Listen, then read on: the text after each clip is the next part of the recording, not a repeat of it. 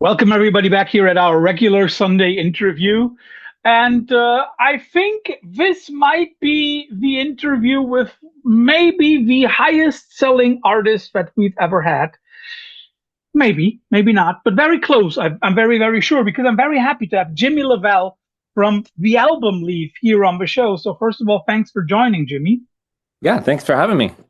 And I also love the fact that in the background of your studio over there, we already have a hint at what we're going to talk about. But of Yeah. course, the first thing that we always do here on the Veil of Sound is the pluck of the day. Everyone, Jimmy will do one, and I will one. We will both pluck a band that we think deserves more attention. I always like to stick in the realm of the musical realm of my interview partner. You don't have to do that. You can take whatever you want to. But I chose Hammock. Wonderful band, not 100% similar in sound to Album Leaf, but also more, I would say, on the softer side of post rock, less crescendo core. And although I know that they're very big in the States, over here in Europe, they deserve definitely much, much more attention. Do you have a band, a project that you maybe discovered lately? Maybe the last record that you bought, something that inspired you, whatever. I'm gonna plug my friend and collaborator, Aaron Rays. He plays under the name Rays, Rays. Um, he has been drumming with me for a very long time. And his solo music in itself is really inspiring and really just really has great grooves, has great feel, has great melodics, is very, very flowing. Um, and he's a part of a collective here in Los Angeles that I feel like is a very important um, collective in highlighting not so well known artists that are doing really, really cool um, kind of genre pushing, really kind of hard to define work. A label called Leaving Records. Um, and two people that I've collaborated with. The other, his name is Aaron Shaw. There's two Aarons, but Aaron Shaw just released his first solo record on Leaving Records. He's a composer, woodwind player, flautist, saxophone player. He's done saxophone on my recordings, and he just did flute on my last record. And he just released his first solo record. Both of those, I know you just said one, but I'm going to throw two at you. And yeah, that's what I'm going to plug. Wonderful. So, Yeah. as usual, if anybody wants to find the links to those, we'll have them right underneath the video. So, if you look at the show notes, you will find all the necessary Bandcamp links. I've already hinted at it in the background on the wall of your studio. Those people who follow the Album Leaf closely, as everybody should, will see something that will remind people of your second full length record. One Day I'll Be on Time, which is going to be re-released in a couple of days on Numero Records. To be precise, it will be Yeah. May 22nd. Exactly 25 years later. Oh yeah, that's cool. It's I didn't know 25 that. years to the day. I looked it up. Oh wow, yeah, I didn't know that. That's cool. Um, Normally, I like to have an icebreaker at this point, but this time I'll do the icebreaker and give the answer simultaneously.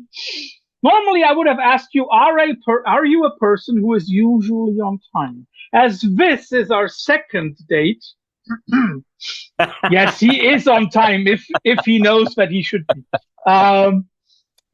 But honestly, are you a person who wants to be on time? Is that something that you want to be? It's something that I want to be, but I am always late. I am still always late. Mm. I yeah, later in life I've realized that I have pretty good ADHD in my Pretty good. my That is makeup. something new that I've never heard of. Yeah, and being on time for things is something that is difficult Yeah. for people that struggle with ADHD in that Yeah, I know sense. that from my students who have that. Yeah, Yeah, yeah, yeah. definitely. So something that was um, kind of a playful title, but actually also very honest Hmm. in a way. Yeah. But I was young, but Did it you just already know about it back then? no, I didn't. I didn't. It hasn't been highlighted, in the times that we grew up. That wasn't a thing, That's true. That's true. That's something that has So been like the last 15 years, maybe. yeah, exactly, exactly. So yeah, especially I have kids now as well that are ADHD tested ADHD, and Mhm. yeah, so it's a little more From highlighted. Please excuse me the question, but from a lot of my students at school, I know that they also sometimes have difficulties handing things in on time. Is that also, or was that also a problem for you getting things and records and songs and stuff Oh yeah, ready? still my label. I'm still turning in a record that's supposed to come out. Yeah, absolutely, Okay. 100%. Yeah. Well, let's just So say good things take a while, right? yeah, yeah. I have a question first of all, because when I listened to the promo that we've gotten, I had the feeling as if the re-release we got 8 tracks as promos, and those most of those 8 tracks are live pieces. Oh, that's a different promo. Yeah, Yeah. So is that's a that then an companion. add-on to the regular one? That's an add-on. Yeah, Can you that is then an add-on. describe why you particularly chose those 8 tracks? Well, partly because Numero Kin wanted I kind of collected what I had. Um, and I think that what initially was the deal with this, because as you know, 2001 was also the year of 9/11. Yeah. And I actually played a show at Bottom of the Hill the day after 9/11. So September 12th. September 12th, in San Francisco, Bottom of the Hill. I just said that. And So I think that there was this kind of a connection and a story there. As far as like Ken was like, oh my God, that's crazy, and it was a show with a band called Tarantel. I'm not sure if you remember them. I do. Yeah, they're great, great old, still making great music. Not as a band, but as individuals. Um, so I think that was kind of an interesting thing. Clearly Numero has an aesthetic as far as like packaging and trying to put together a package, trying to, really highlight the moment in Mhm. time. And that's something that I have always been a fan of within the Numero Mhm. landscape of their releases. Um, Previous to kind of my era, they were doing that with, older records that and bands that were kind of like my teenage discovery into the world of, I guess what is not necessarily indie music, but it's more kind of like underground. Because I feel like indie music is something different than it was in the underground world. Definitely. Because underground was, it was definitely more just less accessible, less, I don't know, less polished or something. I don't know. But yeah, so I kind of always appreciated that, and I think that so in preparation for the anniversary of One Day I'll Be on Time coming, and I knew that it was going to happen because they had acquired the Tiger Style catalog a couple years before or something like that. So, and then my old band as well, Tristeza, is kind of getting its reissues through Numero as well. Um, but anyway, so, gathering articles and items and things that I had of the time. Ken actually came over to my studio and we kind of went through my rafters and like and just dug through my stuff and to see what I had. And I didn't have much actually. I had like a photo album. I had um and live recordings really. There was a friend of mine. His name was Henry Owings. He has a publication called Chunklet magazine, and he's documented bands performing in the Atlanta area for decades, like forever. Um, and I was lucky enough to have a lot documented from him. Some of those recordings actually ended up on my Seal Beach record. Um, and I think that I'm not sure. Actually, I'm not even sure if there's a recording from Henry there, but they were basically a collection of recordings around the time period. Mm. It was also before I kind of established the album leaf as a kind of a live performing act. So there was a lot of solo performances that I was doing. And so I think there's a handful of tracks on there that have some, it's just me and another keyboard player, for example. So yeah, I mean, it's kind of like, it kind of just shows like, I don't know, the early years and the early growth and kind of, like sloppy. It wasn't very clean, playing Other people wise. would call that charming. Yeah, exactly. Exactly. And I think back a lot. I think back to those times a lot. My first record, my second record. And then I started to get a little bit more picky and a little bit more like kind of focused because I think the first two records I was making, this one also One Day I'll Be on Time, wasn't my main thing. Tristeza You was were my main. still in Tristeza, right? Yeah, so that was my main band and that was my main focus. And this was kind of like, oh, well, I'm just gonna make a record, on the side and for fun, just because I can. I'm able to play the instruments. I'm able to do this. It's recording and producing as it's something that I enjoyed then. So yeah, it was kind of an outlet of a lot of things in that regard. In another regard, this is not the first reissue of One Day I'll Be on Time. It's already the third one because in 2015 it was re-released by a Japanese label. 2017 you re-released it on your own label on Eastern Glow. Yeah. Will we go through this process that now, as Numero gotten the rights to the old Tiger Styles recordings, will the other records on that label also see reissues? What do you think? The other Tiger Style artists. The other album leaf records on Tiger Styles. That's the only thing that I did was that one record, One Day I'll Be on I thought Time. that was no. Yeah, no, because Tristeza had a handful, so I think that kind of sunk in. And to be honest, I was a little like, I wish I did more because I love Numero and I love what they're doing and I love how they highlight and this is the only record that I have. But they did put my lines in a leaf out, which I thought was cool. That was another kind of special find. That was like a really, really 4-track recording of just literal bedroom experiments. But yeah, and I think that like this, I think it's called Last Time Here is the companion disc.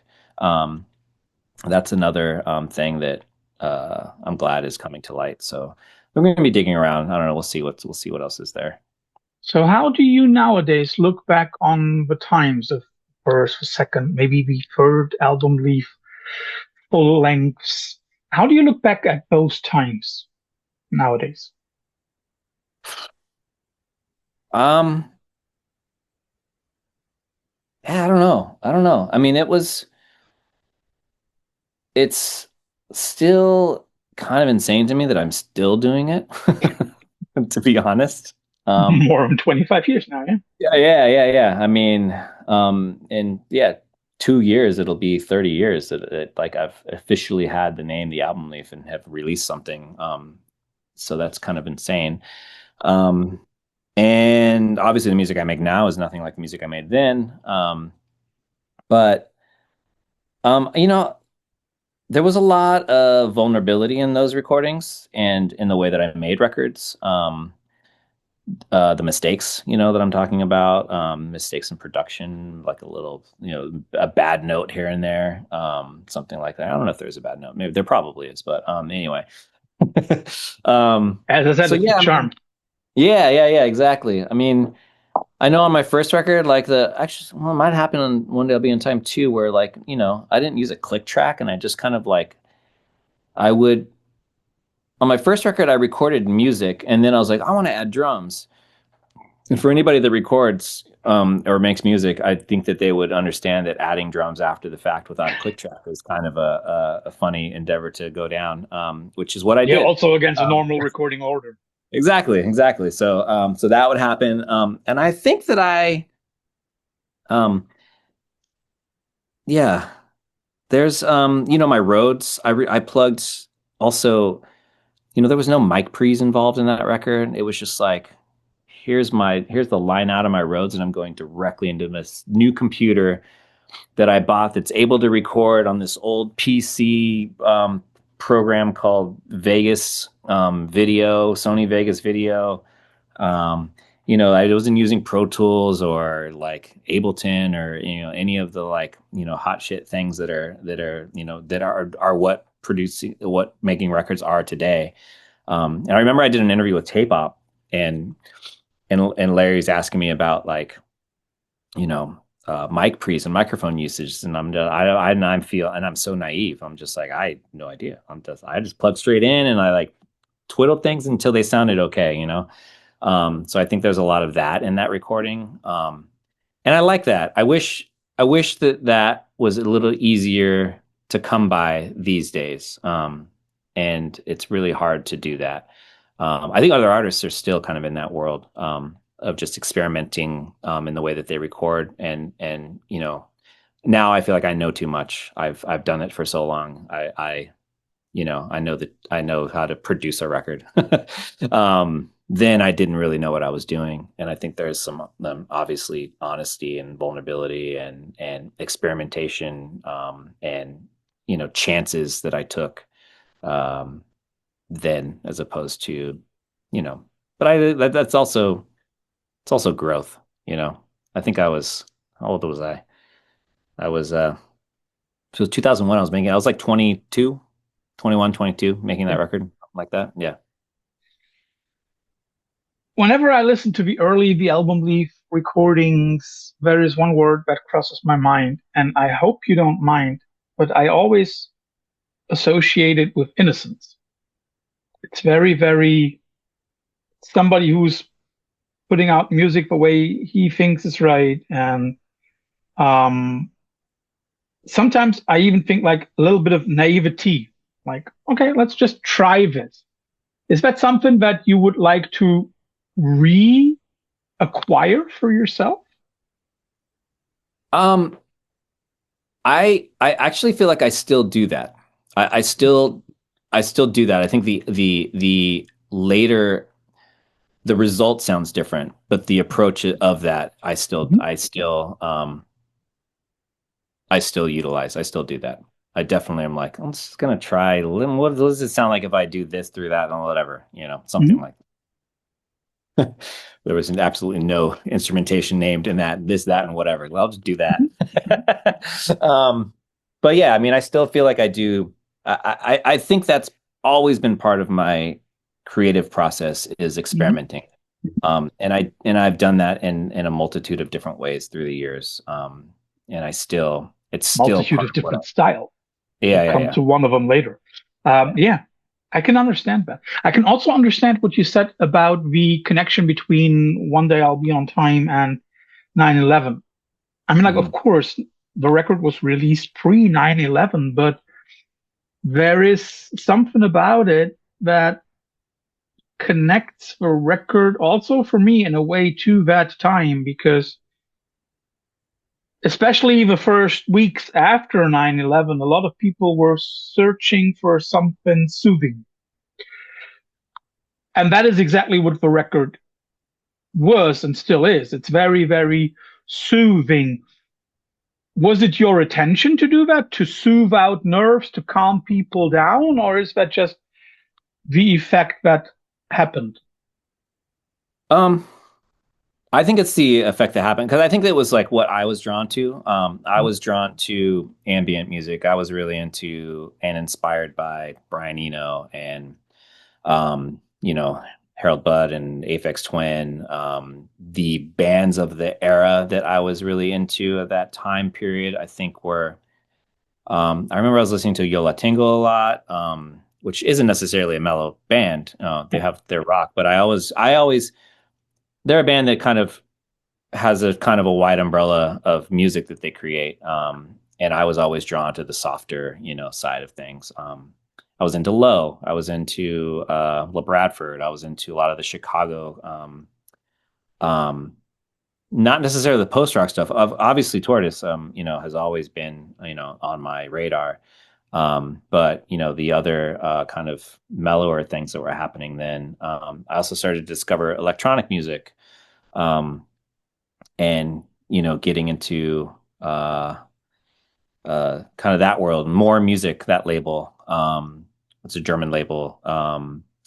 Thomas More is his name, and he released Lollipuna, No Twist, um, Miss John Soda. I mean, there's a lot of bands like of that time period that I borrowed from left and right, and uh, a song like I don't know, a song like Storyboard, for example, like I don't pick up an acoustic guitar anymore and just like make a song. It's like Hmm. I can't remember the last time I put an acoustic guitar song on a record. I think it was probably Chorus of Story. No, was it? No, it was yeah, it was Into the Blue again.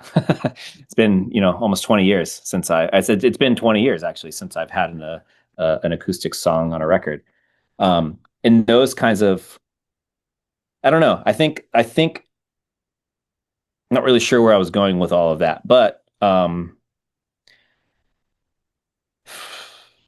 I was always interested and I have always been interested in atmosphere and sound and sonics, May I then space. ask if you were more interested in soundscapes and sounds than songwriting? I think that's what's interesting too, because I've always felt like, um,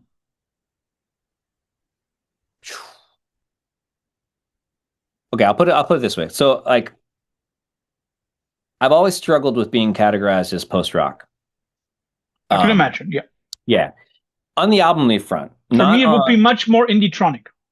Yeah, yeah, yeah. Okay, cool. That's better. I say ambient electronic. I think indie-tronic is a little bit more, maybe even more on the nose. And the reason why I have always struggled with post rock is because I don't feel like I sound like post rock. I do feel like obviously I came from Tristeza. Tristeza was very much a part of that kind of era of time. And I think the fact that Tristeza kind of led the charge in the kind of the awareness of me as a person and as an artist, I think that kind of is what like further kind of snowballed the post rock association with the album leaf. Um, there's for whatever reason all the different classifications of that people can say this that or whatever, but I mean, yeah, I fucking loved Laughing Stock, Talking Heads. I loved Total. that Bark Psychosis record. Yeah. I loved uh we listened to those records like driving, through through the night, like on Tristeza tours. Um and uh I was inspired by that songwriting approach, that style. However, I always felt like I wanted to create like a huge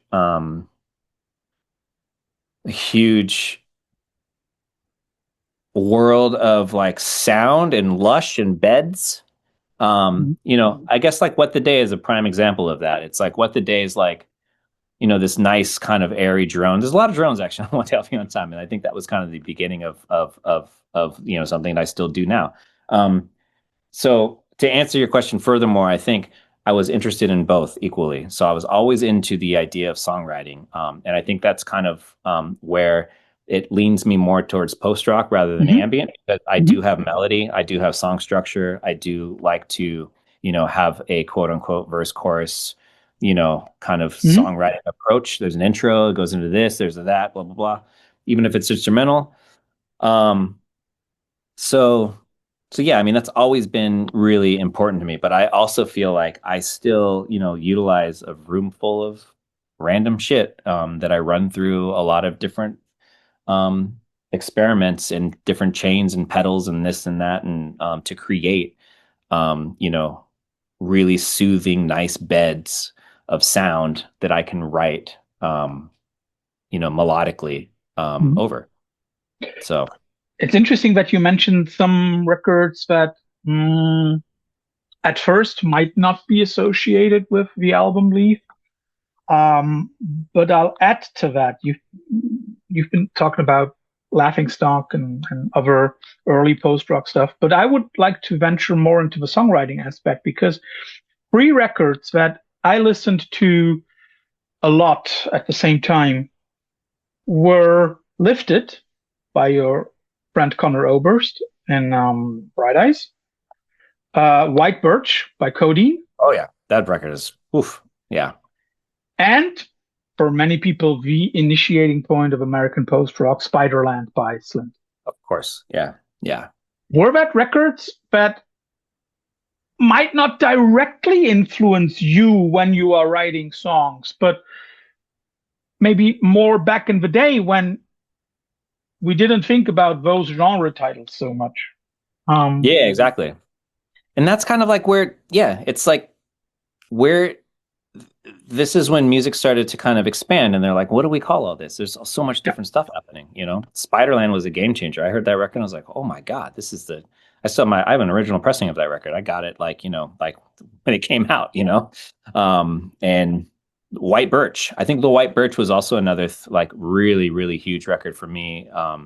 As far as tone, feel, mood, vibe, Yeah. you know, all that kind of stuff too. Um, yeah. Yeah, and Lifted, I mean, that's obvious because he even did a split record with Bright Eyes. Yeah. So that's I obvious. didn't listen to I didn't listen to his music so much. I kind of I a lot of Great tip. people I knew. Yeah, there's a lot of people I knew that I mean, I just didn't, you know, I heard it obviously, but it wasn't, you know, it wasn't what I was drawn to. I'll just say Mhm. that. It wasn't the style. It wasn't what I would choose to put on those times. Also, Portishead was really huge for me back then as well. Oh, yeah, I can imagine that. Yeah. Yeah. I could even imagine that if you had gotten into music later, then that third record would completely change the way that album Leaf would sound. Yeah. You've mentioned your back then main project, Tristeza, very, very often. But nowadays, I think that most people, of course, associate you with the album Leaf. And then probably the next two bands that most people would come up with are not Tristeza, but it's Swing Kids and Locust. Yeah. I mean, like, I know Depends. that I back think then it you lived in depends. San Diego, right? Yes. Yeah. Back then. But can you explain how you got into that scene and how you then musically stepped away from it? I mean, it's easy. It's really easy for me because you know, like you can go back to okay. I'll start like let's start in middle school, for example. So in middle school, I think in sixth grade, I went into sixth grade like what 1990. I think I was in sixth grade. Something like that, And during probably. that time, I don't really know exactly what I was listening to, but it was 1991. And so 91 obviously is a big year for a lot of very, very popular records. You know, that was like obviously the Probably era even of released on the same day. yes, yeah, exactly. Tribe Called Low End Theory and Nevermind, same you know, same day.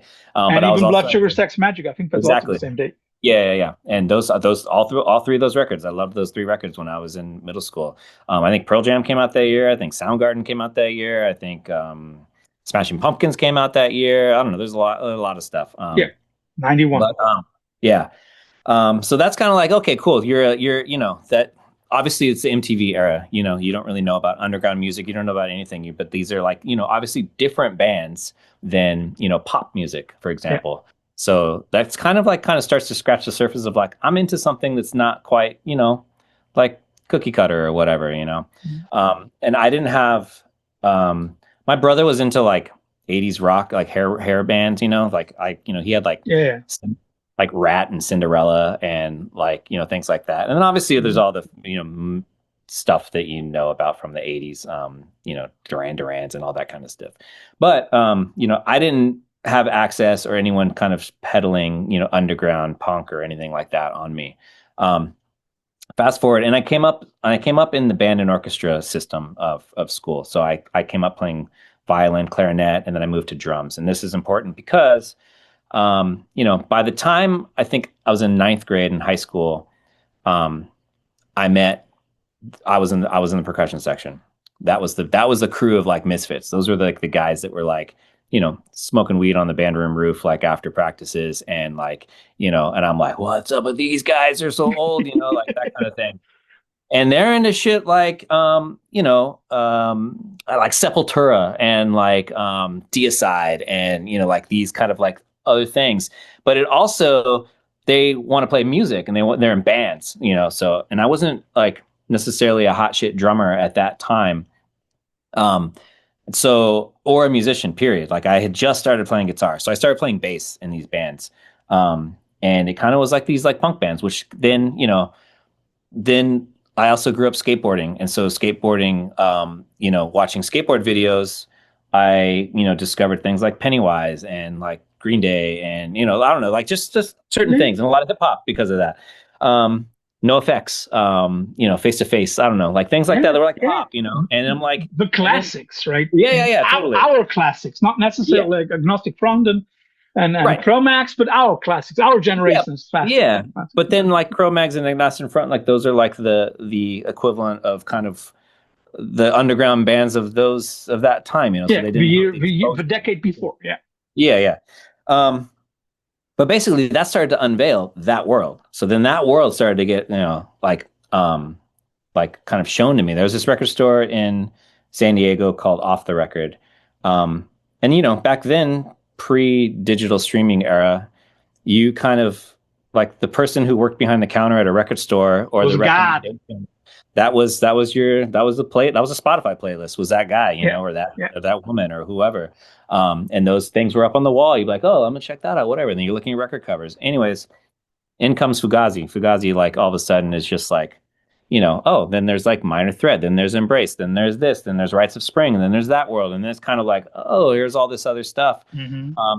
And I just started to discover like the world of kind of underground hardcore. And I was, this is like 94-ish. So, Swing Kids were playing. That was starting. A lot of like San Diego music scene had started. And I was, a young 16-year-old kid or 14, 15, going to local San Diego shows. And those shows were bands from the San Diego scene. And bands that musically I really appreciated, like 3 Mile Pilot, for example, that were like very musical and very kind of like, but then there was also like Pitchfork, which turned into Drive Like Jehu and Rocket from the Crypt, Hot Snakes, whatever, John Reese and Rick's first band. And a lot of that stuff kind of just kind of got, started to just peel back the curtain more. Unwound started coming, and then there was Click It Attic Italian, and there was Swing Kids, and then there was, all of that kind of like kind of hardcore world. And then, so as a young kid going to these shows, I was really into both, but I was really just like, this is so fucking cool. These guys, like, we're playing, you're on the floor surrounded by people and like just watching these bands. And it's just like, there's a Swing Kids promo shot before we retook promos for now, but the promo shot we were using is literally me in the front row, watching them. And then obviously now, and just a year later from that photo, I was, in the band. But yeah, basically I just turned into, just being into the hardcore scene. And there was also a big, huge, warm bear hug within the hardcore community and punk community. Like it was just like, come on in, and a lot of support, a lot of kind of like love, a lot of, just a lot of vulnerability, hearts on your sleeve kind of thing. It just kind of, it wasn't the football team in high school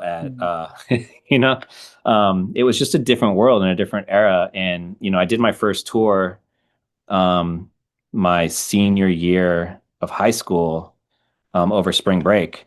And I went out to this Michigan Fest, in Detroit and back over spring break in a week. And then that trip, it just blew my mind as far as like the warmth, the openness, all the bands you discovered back then, all the underground scene, the communities that existed. Our own San Diego community was just basically duplicated in all these different cities across the states and across literally across the world, because that led into touring Europe and whatever. And So I think there was, a big kind of like, I was like googly eyed over the whole thing. I'm just like, this is, and I'm having fun. I'm like doing all this stuff, but at the same time, I'm also drawn to very melodic, very other things, and I'm like listening to a lot of this kind of music, and I started to just kind of gravitate towards wanting to do that. The way that I've always put it, which I don't feel like is fair, um, is that I felt like I've said I've said like I played in the hardcore world when I was a teenager, and then I grew up musically, and I think that that's not a fair statement because there's such rad hardcore music being made now, and I'm not going to discredit the maturity of that, um, but that's kind of like the way that I looked at it. Like myself, I just kind of grew into a different musical path and kind of Mhm. started to connect with a different side of, I don't know, a different part of my creative outlet, I guess. But then again, you are gonna play a hardcore show in a couple of weeks.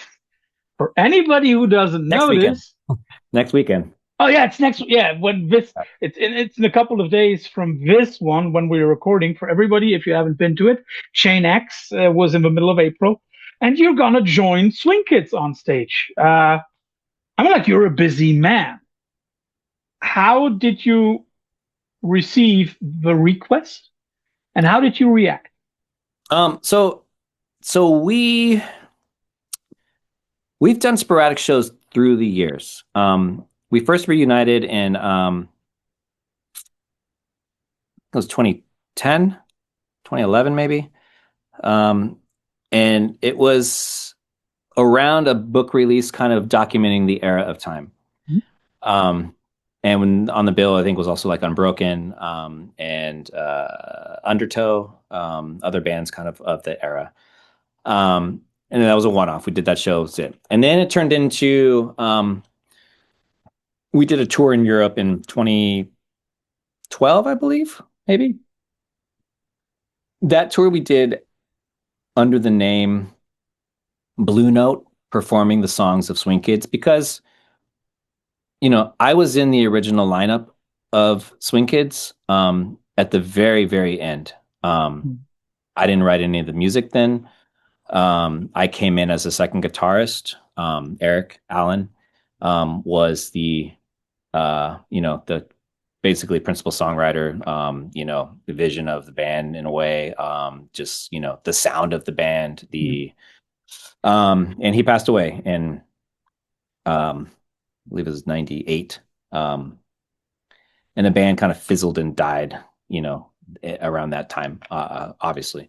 Um, and so, having been the secondary guitar player of that era, um, when we came back to do more shows, it was me that was, that was called up for it. And I mean, that music still lives in me because I think the thing with Swing Kids for me is, like I said, the original promo photo for that is me in the crowd watching them like as a fan.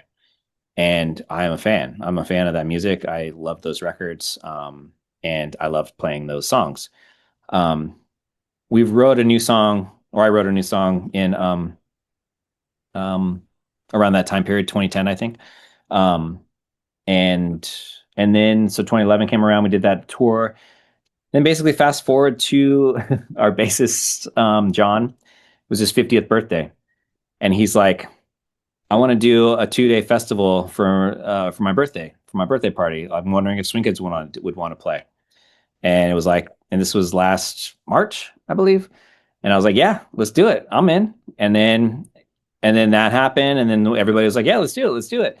And obviously that created a little bit of a stir and a little bit of excitement amongst people and amongst fans and amongst people that never got to see it and wanting to do it. And so that show kind of like quickly kind of got sold out and blew out. And it was also 21 and up show. And it wasn't supposed to be anything, some sort of like grand reunion or anything like that. It was just like, it was John's birthday.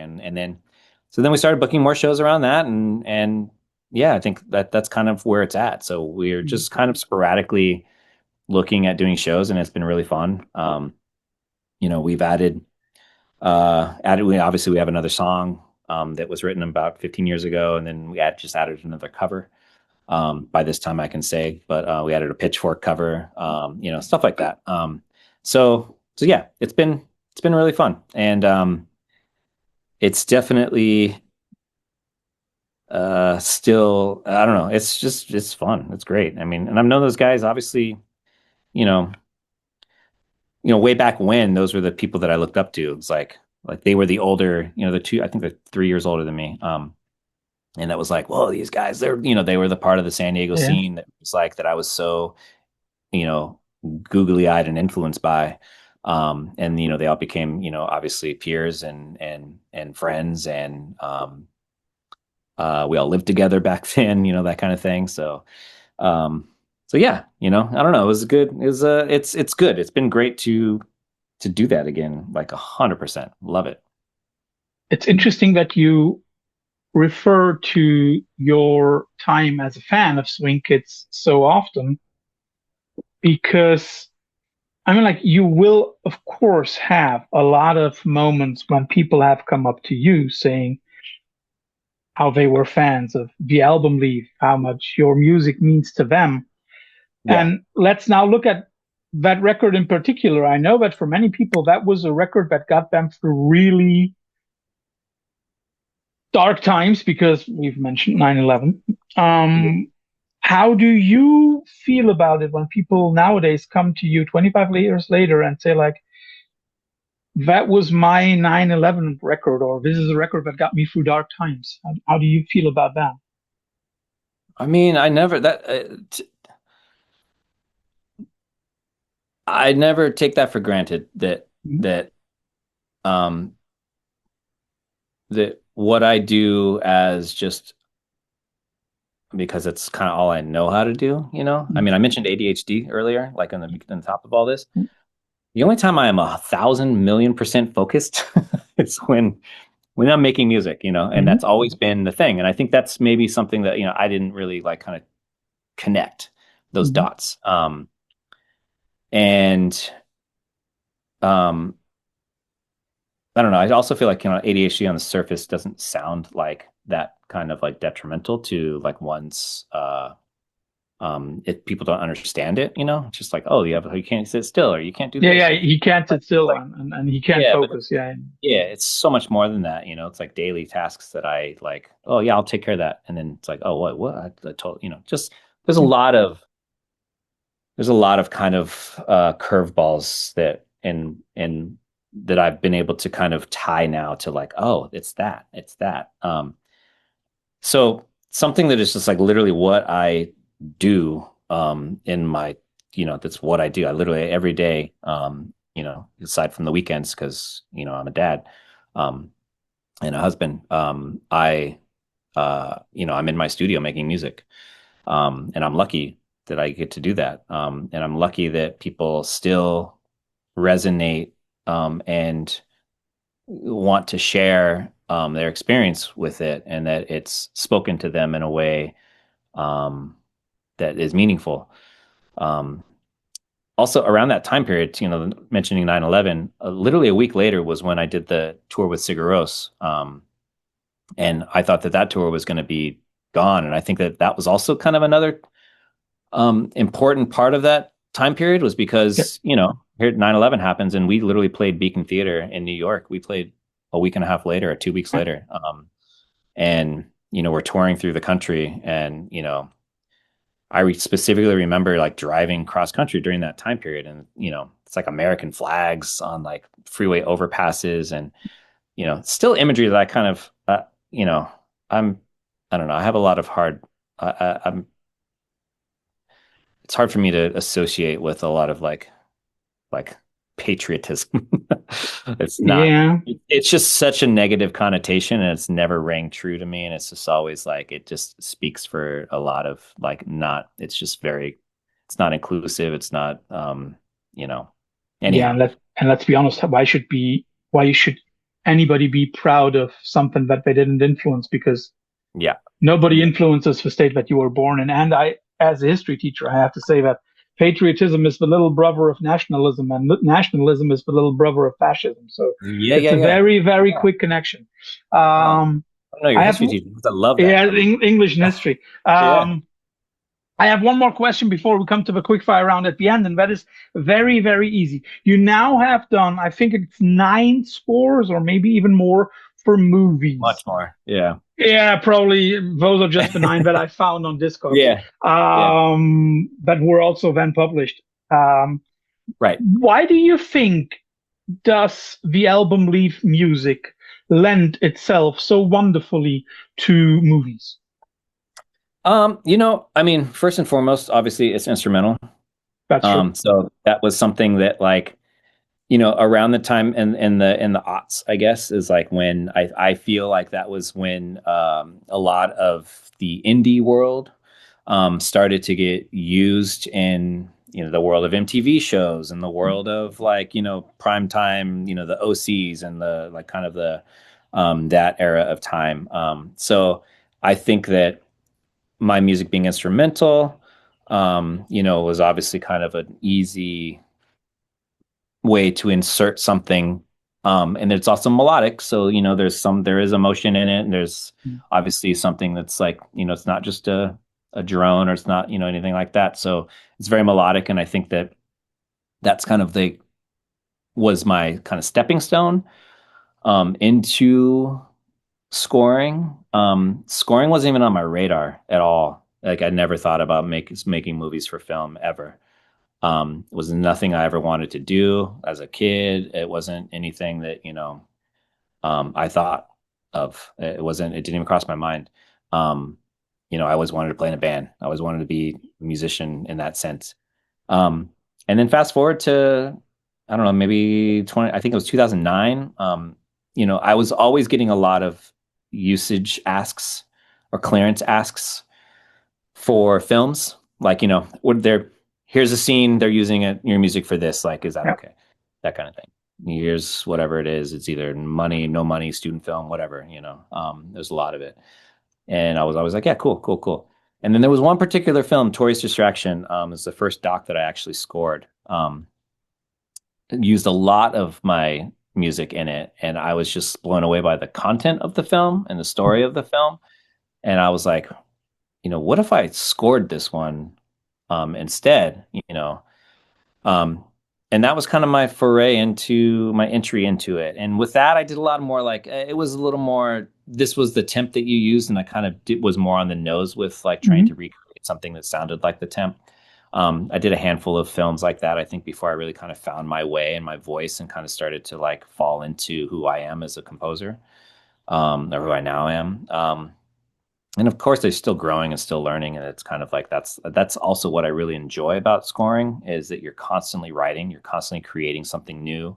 You're looking outside the box, trying to like kind of um, you know just make something that is fresh and hasn't been heard, or I myself haven't done. Mhm. It's not for me, it's for something else. Yeah.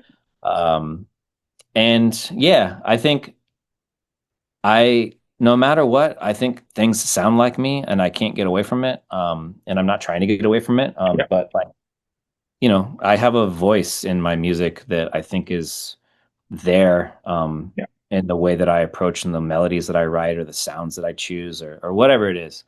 And, I think maybe that like blend of instrumental, being able to be restrained and behind, and then also come up front and do something when it's needed. Maybe is why I'm lucky enough to still be scoring films. Mhm. Yeah, I guess, and also the outside approach to scoring too, because I'm not drawn to the traditional approach of film scores of Yeah, you're not piano, John Williams. yeah, or piano strings, or just like this, or like Hmm. just that kind of thing. Like I really like to. There's plenty of people that do that, and they do that so fucking well, and it's fantastic, and it's beautiful, and there's a reason why that's a formula that still works. But that doesn't need to be what I do. So yeah. What you still have to do is going through the quickfire round at the end. You will always get two alternatives and have to choose and maybe give a short explanation for your choice. You have already mentioned Sigur Rós, so I'll give you two of their records. Which one would you rather listen to after this interview? Egetis Biryun or Tak? Talk. Why? Talk, I feel like, is perfect front to back. I think that record is literally perfect front to back. Their other record also is perfect front to back ish. I think there's a couple things in there that they were still kind of. I feel like it's there. I mean, I'm not going to compare it to One Day I'll Be on Time, but I also feel like their first record was like, okay, we're a band, we're doing something, and then they did a Jet to Bjorn, and it's like we figured something out, but we still have the old things that we're still kind of like represent our growth. Mm-hmm. Talk, they figured it out. It's beautiful front to back, sonically, melodically, everything about it. I think is just a perfect record. Mm-hmm. We've mentioned the San Diego scene now pretty often, so I'll give you two bands sharing members: Drive Like Jehu versus Rocket Drive from Like Jehu. Drive Like Jehu. That was no question. Okay. I've always been Team Jehu from the beginning. All good. Unbroken. I will not give you two records because I think Live, Love, Repeat is just Life, Love, Regret. Yeah, sorry, Life, Love, Regret. Yeah. That's just impossible to beat. But I'll give you two songs from that record: D4 versus Razor. So I'm not an Unbroken fan. I'll tell you that right now. But I'm very sure you know that record. Yes, yes, and I think, and I'm gonna say, I think that my favorite thing Unbroken did was actually the and or 7-inch on 3-1G. I think that's a great record. D4 I think is the song that has the crazy chugga chugga breakdown part. Is that right? Yeah, that's why it's also their most prominent one. Yeah. It's definitely that song. Okay. Yeah. When we were talking about scoring and about post-rock, one American band came to my mind, but also already scored several series, TV shows. Explosions in the Skies. I'll give you for me at least, two best scores. American Primeval versus Friday Night Light. Although I know that Friday Night Light is not scored for that TV show, but they used a lot of the songs.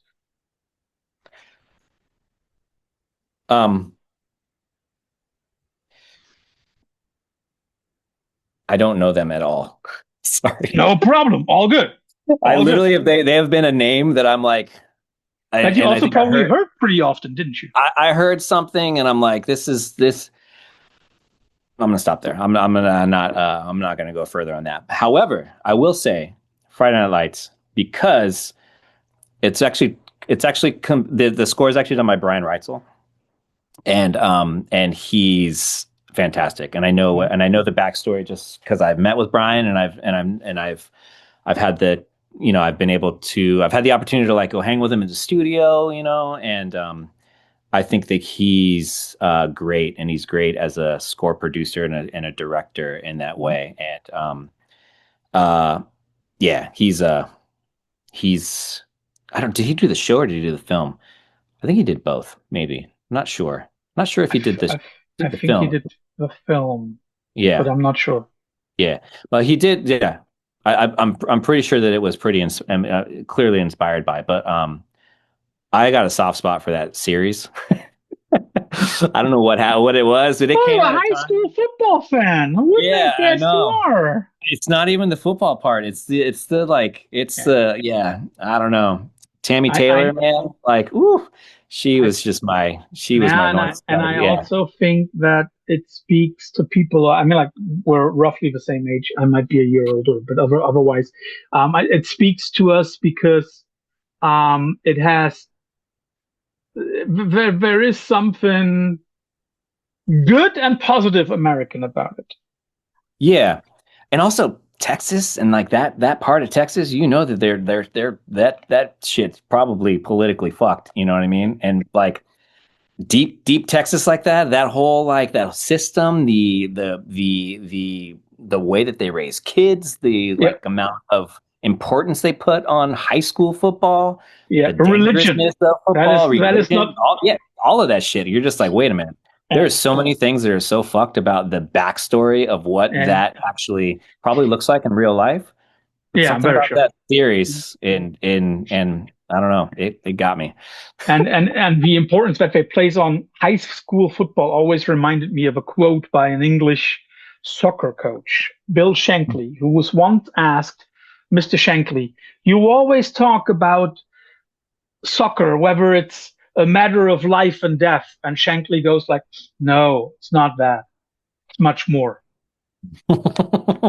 That is high school football in Texas. I bet my Yeah. left little finger. Yeah. I have two more.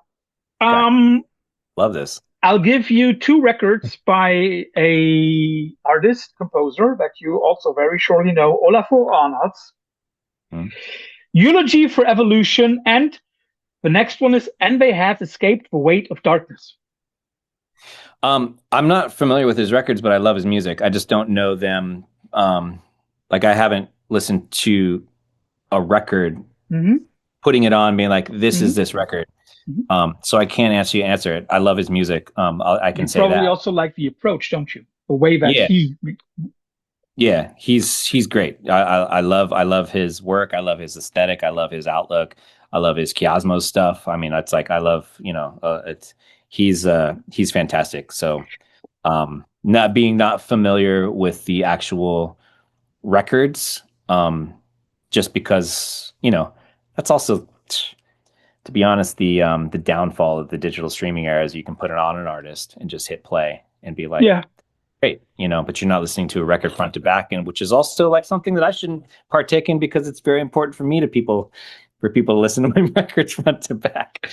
Although I'm guilty of the same thing, so. Yeah, and I think it's also the same thing in a way that with Olafur's records, I mean, like we all know this is XYZ artist on a certain to be condemned platform for whichever reason. But with Arnold's, it works perfectly because all songs can basically flow into each other. Yes. Yeah. That is a rare feat for anybody to achieve. Yeah. The last one. You've spoken about your love for ambient music. So I'll give you, at least to me, the two most important ambient records of all time. Brian Eno's Music for Airports or FX Twin's Select Ambient Works. Select Ambient Works, AFX Twin. Both genius records, but I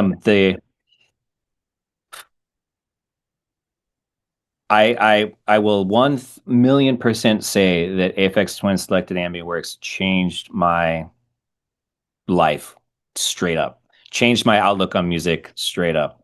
I was like, this, and also AFX Twin's music in general has always been sort of a North Star because it's so melodic.